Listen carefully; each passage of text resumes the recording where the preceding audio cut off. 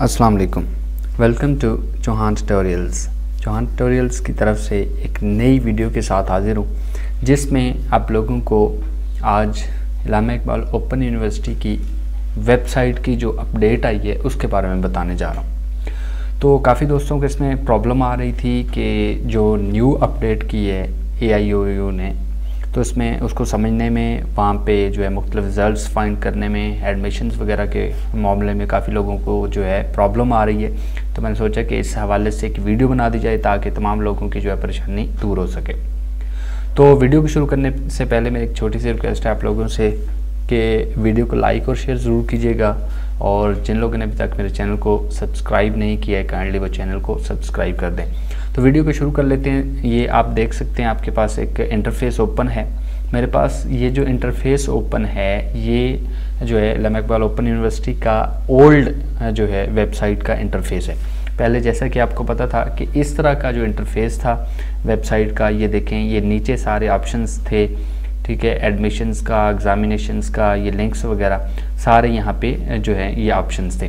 लेकिन हाल ही में ये तकरीबन एक मंथ पहले जो है यूनिवर्सिटी ने जो है अपनी वेबसाइट में काफ़ी ज़्यादा चेंजिंग की हैं, और वो बिल्कुल ही जो है उसका इंटरफेस जो है चेंज कर दिया, जिसकी वजह से काफ़ी लोगों को उसको समझने में मुश्किलात आ रही हैं।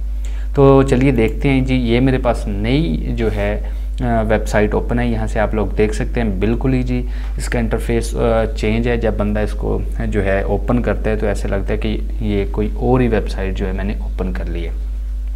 तो ये वेबसाइट जब आप लोगों ने ओपन कर लेनी है तो यहाँ पे आप लोगों ने 3 ऐसे सेक्शंस हैं जिनका आप लोगों ने बहुत ज़्यादा जो है ध्यान रखना है और इनको जो है सही तरह से समझ लेना है। उसमें सबसे पहला जो है सेक्शन वो आता है एकेडमिक्स का, ठीक है। एकेडमिक्स के अंदर जो है तमाम प्रोग्राम्स यहाँ पे आ जाएंगे, मैट्रिक से लेके PhD तक जितने भी प्रोग्राम्स हैं वो इस एकेडमिक के सेक्शन में आ जाएंगे।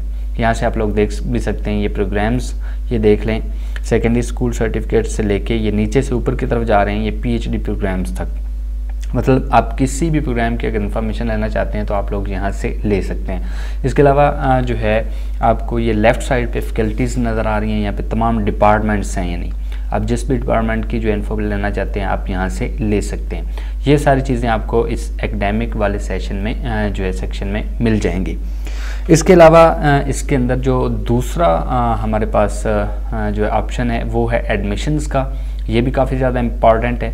यहाँ से आप लोग जो है एडमिशन्स हर तरह का जो है अप्लाई कर सकते हैं ऑनलाइन, जो भी आपने अप्लाई करना है, न्यू एडमिशन है चाहे वो, या जो है करंट स्टूडेंट्स का जो पहले से इनरोल्ड हैं उनका एडमिशन है, तो वहाँ यहाँ से आप लोगों ने वो कर लेना है।